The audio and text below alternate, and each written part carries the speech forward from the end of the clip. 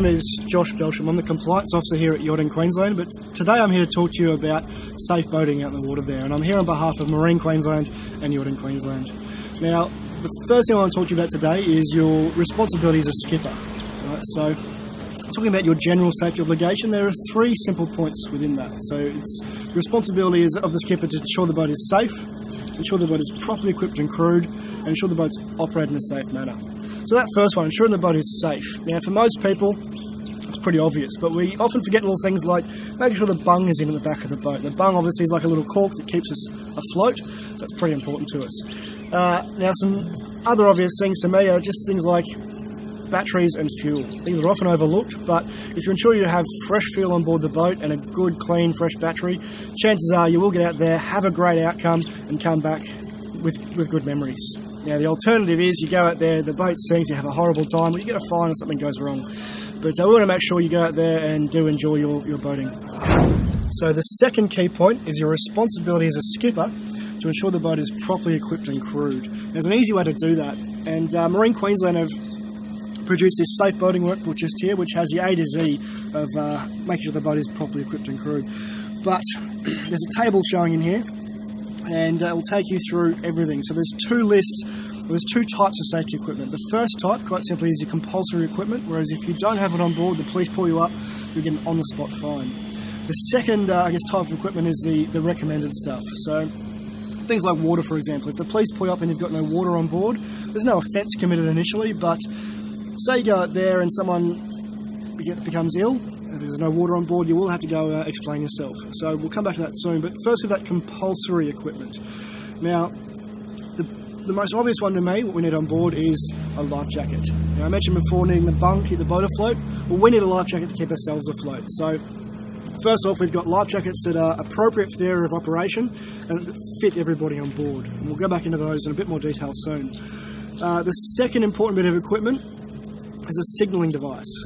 So just quite simply a torch, glow stick, mirror at the very least, but something to attract attention in the case of distress.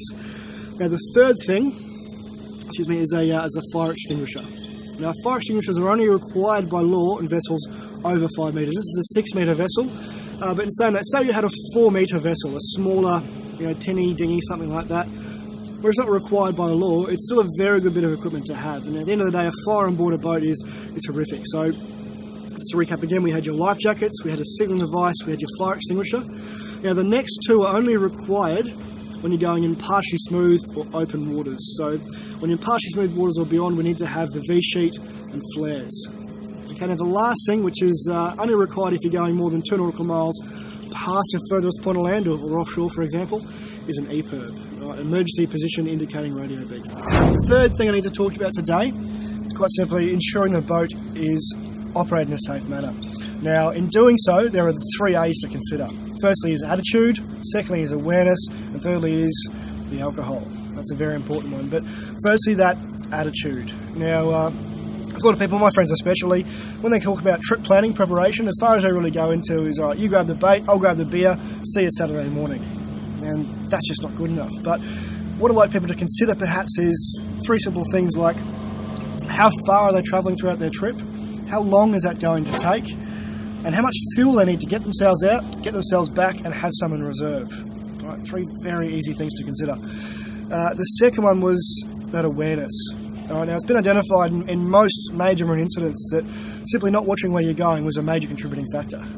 Okay, so when people get out in the boat, they tend to, lose sight of the bigger picture. They're having a lot of fun. So we're usually drinking too much as well, and they tend to just get a bit complacent, not really pay attention. So make sure firstly you are keeping a good lookout, watching in all directions, and at times of heightened risk, like at night time for example, keep an extra lookout with you as well.